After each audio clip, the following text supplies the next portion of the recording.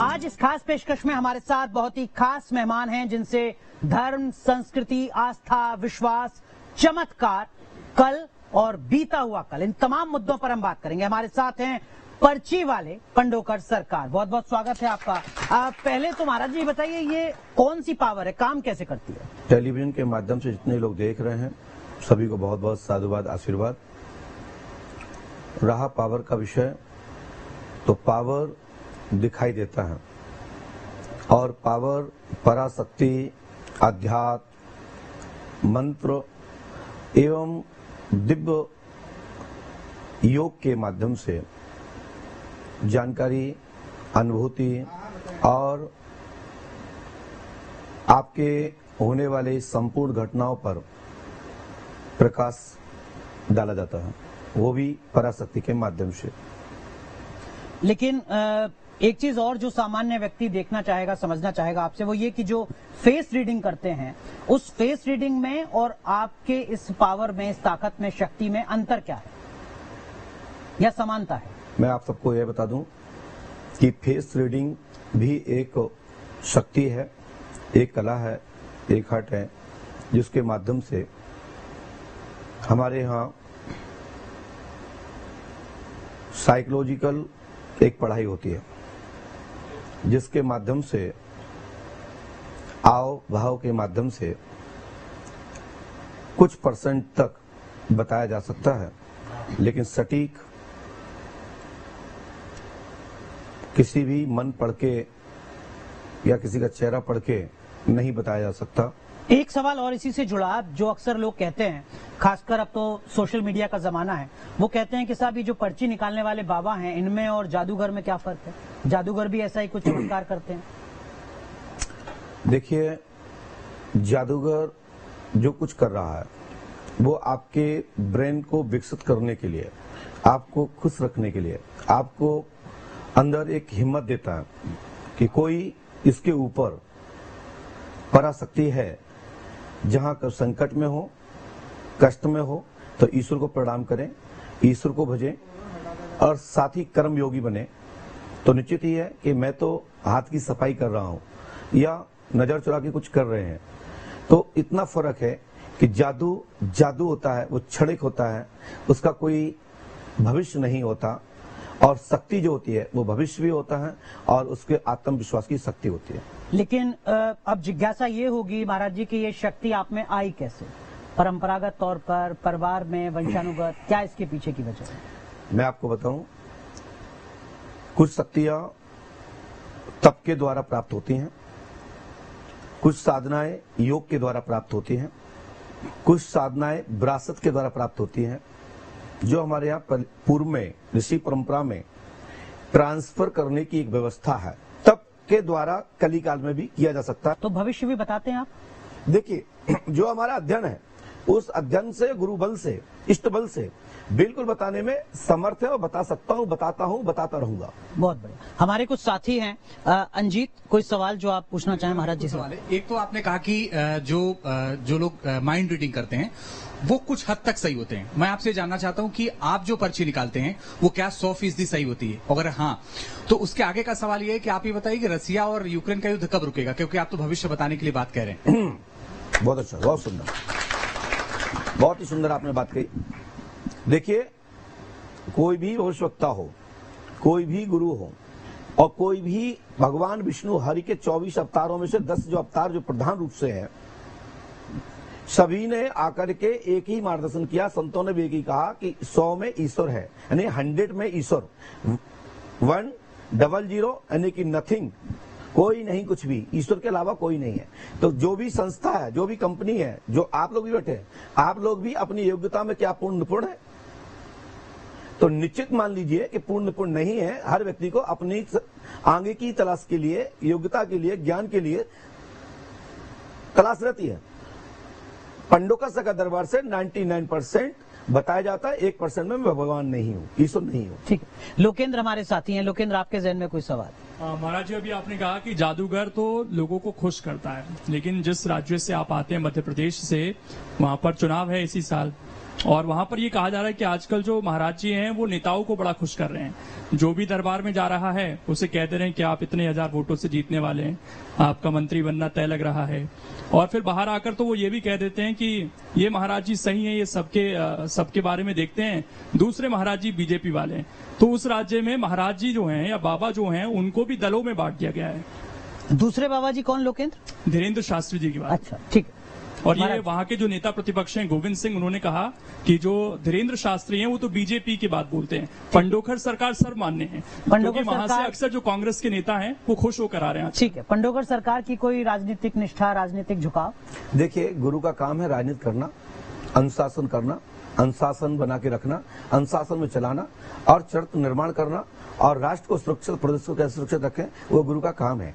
ये गुरु का सनातन से काम रहा है। रामचरितमानस में एक चौपाई आती है, गाधी तनहि चिंता व्यापी, हर बिन मरे न निच्चर पापी।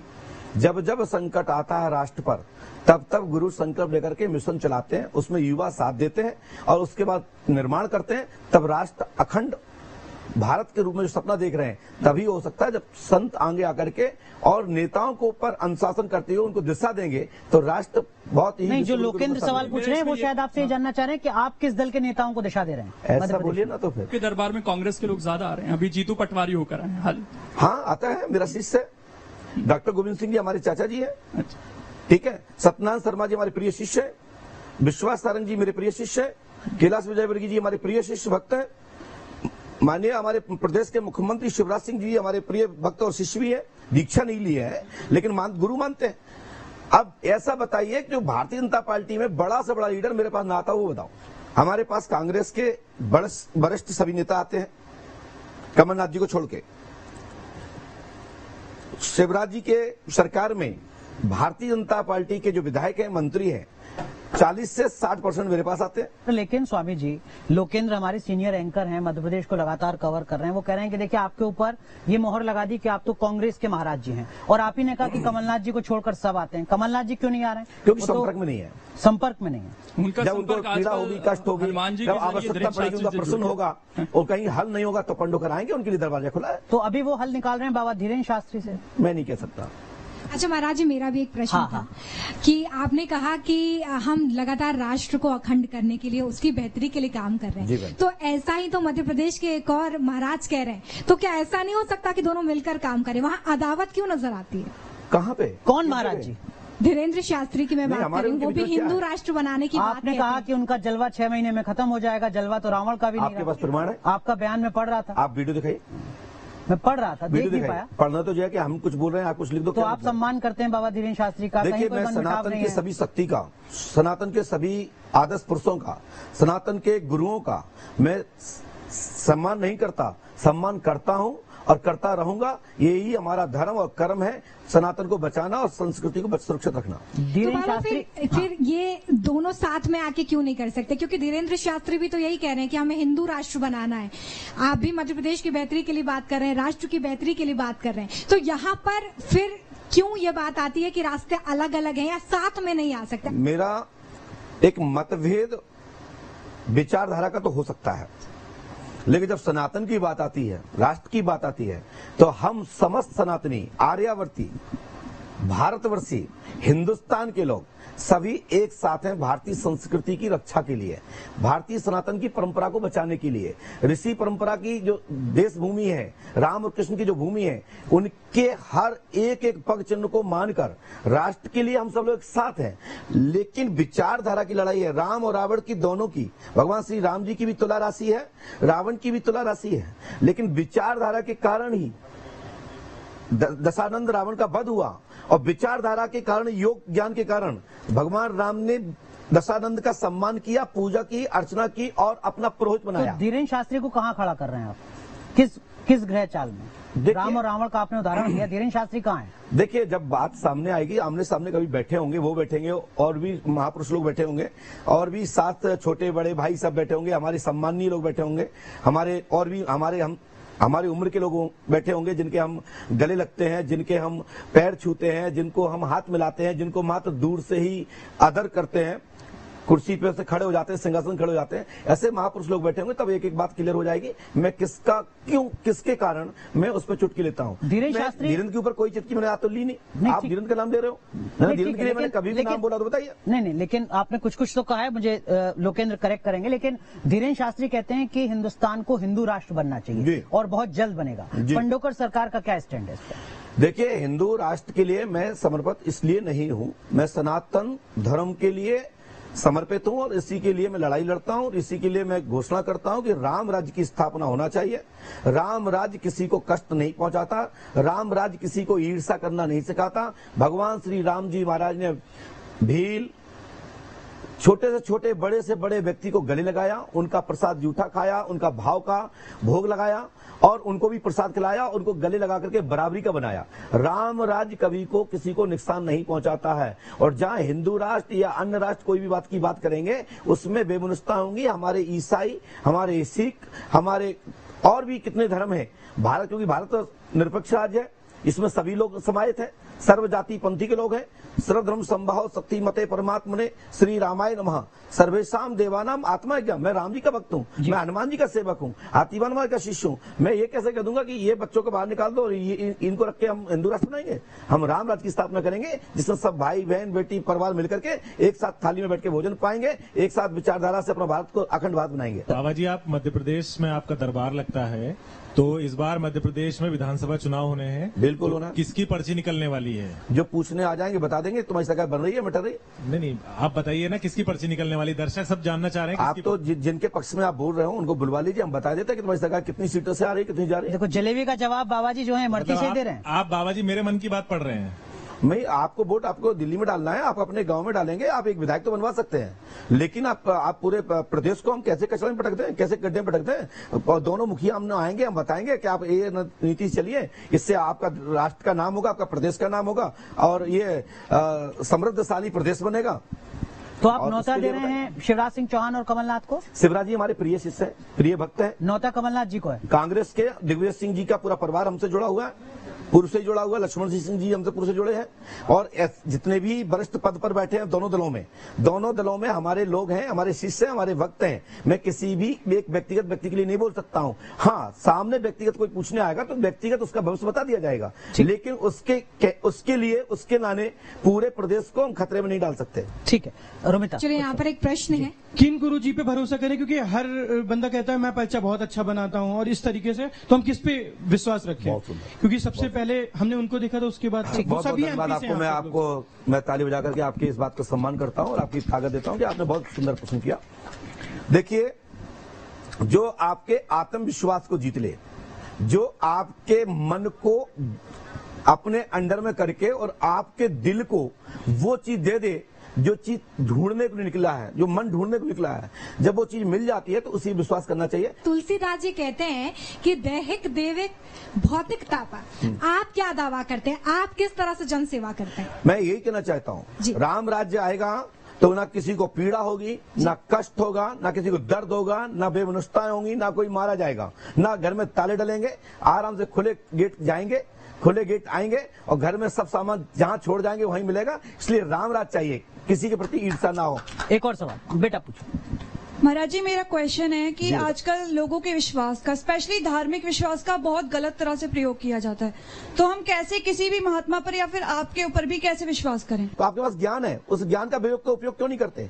यदि ज्ञान का ये कंफ्यूज हो सकती है ना, इसलिए कंफ्यूज हो सकती है कि एक बाबा कह रहे हैं हिंदू राष्ट्र होना चाहिए, एक बाबा कह रहे हैं हिंदू राष्ट्र नहीं होना चाहिए। मैं कहता हूँ आपके भगवान ने 2 आंखें दी हैं, आपको ज्ञान दिया है, आप उसका विवेक करिए, उसको समझिए, परीक्षण करिए, बिगड़ जाने किसी को मत समर्पित हुई, पहले शोध करिए। गुरु भगवान और हमारे बीच में क्या करेगा जब हम ही इस्तेमाल करेंगे अपने विवेक? बिल्कुल, आपने बहुत सही कहा। इसके लिए मैं ताली बजा के आप सब लोगों का स्वागत करें। मैं बताता हूं क्या कहा। ऐसा है, जब आपके अंदर मात्रा का ज्ञान होता है तो आपको लेन मिलाना आ जाती है, पढ़ना आ जाता है, और उसके पहले जब मात्रा का ज्ञान नहीं होता तो आप दोनों को उच्चारण भी नहीं कर सकते। इसलिए ज्ञान ही मंत्र है, विद्या ही मंत्र है। आपके पास जो मंत्र शक्ति है ना, जो पढ़ाई लिखाई जो आपने की है, जो डिग्री प्राप्त की है, ये शक्ति है। और उस शक्ति को बढ़ाने के लिए और पराशक्ति के माध्यम से ऊंचा जाने के लिए, कुछ बड़े पद पर जाने के लिए दोनों के शक्ति का उपयोग करना है। तो पहले अंधविश्वास को खत्म करना पड़ेगा।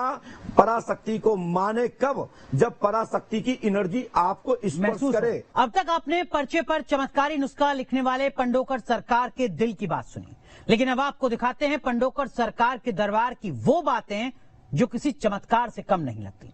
कैसे पंडोकर सरकार भक्तों के बिना बताए उनका मन पढ़ लेते हैं, कैसे उनकी परेशानियों के बारे में पर्चे पर लिख देते हैं। क्या वाकई ये चमत्कार है? क्या पंडोकर सरकार के पास कोई दिव्य शक्ति है? इस रिपोर्ट में देखिए। पंडोकर सरकार का दरबार सजा हुआ है। बाबा अपनी गद्दी में बैठे हुए हैं। बगल में बजरंग बली की मूर्ति है और यही बाबा का वो दरबार है जहां बाबा पर्ची निकालते हैं। आपका आइए, बैठिए, दीदी पास में आइए। बहन बोलो, क्या बात है? तो कुछ नहीं है, बस पढ़ाई का लेके कुछ है। क्या हो गया? पढ़ाई का समझ में नहीं आता है कि। क्या नाम है आपका? सृष्टि राणा। आपने किसी को बताया क्या? नहीं। किसी बताया तो नहीं? सृष्टि राणा नाम है। आपकी पढ़ाई में सफलता मिलेगी, शासकीय जॉब होगी, IT सेल से आप हट जाएंगे, आशीर्वाद, इसमें नहीं रहेंगे। जितना समझ में आया उतना बता रहा हूँ। इस मंत्र को 108वां करना है। आप भी थोड़ा ऐसे हटे, जैसे आप देखते रहते था। ओम क्लीम फट स्वाहा 108वां। 3 रामायण होंगे, 3 दिन का हवन होगा, 3 नारे बंधन होंगे। ये तो वाकई ताज्जुब की बात थी कि बाबा पंडोकर ने सृष्टि के हर एक सवाल का सही जवाब दिया। चलिए इसे हम एक संयोग भी मान लेते हैं, लेकिन हमने जो देखा वो वाकई चौंकाने वाला था। ये देख, मैं तो एक पर्चा बन गया। पास में आई बहन, क्या पूछना चाहते हो? मैं अपने भविष्य से संबंधित आपसे सवाल करना चाहती हूँ। क्या? कि मुझे अपने भविष्य में सफलता चाहिए। किस लाइन में? फैशन के लाइन में, और जो भी मैं जर्नलिज्म कर रही हूँ इस लाइन में। क्या कर रही हूँ जर्नल? अभी जर्नल मतलब यही मास कम्युनिकेशन कर रही हूँ, जिसमें जर्नल एंकर वगैरह बनते हैं, पर मेरा जो मेन कंसंट्रेट है वो फैशन थोड़ा। हमें लिखा सुने, डिजाइनर, फैशन एवं इलेक्ट्रॉनिक मीडिया में अब विस्तार में छाएंगी, आशीर्वाद है, सर्विस यही रहेगी। जो मतलब मैं अभी कर रही हूँ। यस, और डिजाइनिंग से संबंधित ही रहेगी। निकला दिखाओ तो टोक दो। आपने मुझे बताया तो टोक दो। नहीं नहीं नहीं, बिल्कुल। मैं तो इनसे सुन रहा था, आपका बता रहा था। बोले बहन। बस करियर के लिए पूछना था। क्या नाम है आपका? श्रुति। श्रुति, क्या पूछना चाहती बेटा? मतलब मैं ना BMM में डैड के कहने पे आई हूँ, और मेरा जो एम था वो मेरा एक्टर का था। हमने कहा फिल्म दुनिया की ओर जाएं, गलत जगह बैठी हैं। आप फिल्म दुनिया में छोटी पर्दा से बड़ी पर्दा पे जाएंगे, आशीर्वाद है। मुझे फ्यूचर के बारे में पूछना है कि मैं UPSC करूँ या BMM करूँ। आपने बताया किसी को? यहाँ नहीं। BBM में सफलता मिलेगी, PSC आप नहीं निकाल पाओगे, कभी नहीं निकाल पाओगे। लेकिन आप दोस्ती यारी क्यों नहीं छोड़ते हो? दोस्ती यारी छोड़ दो तो PSC में कोई बड़ी बात नहीं है। 100% बात आखिर कैसे कोई जान सकता है? ये कोई विज्ञान है या फिर कोई चमत्कार? इस पर बहस हो सकती है, लेकिन बाबा के भक्त और बाबा इसे हनुमान जी का आशीर्वाद मानते हैं। इस खास पेशकश में आज के लिए बस इतना ही।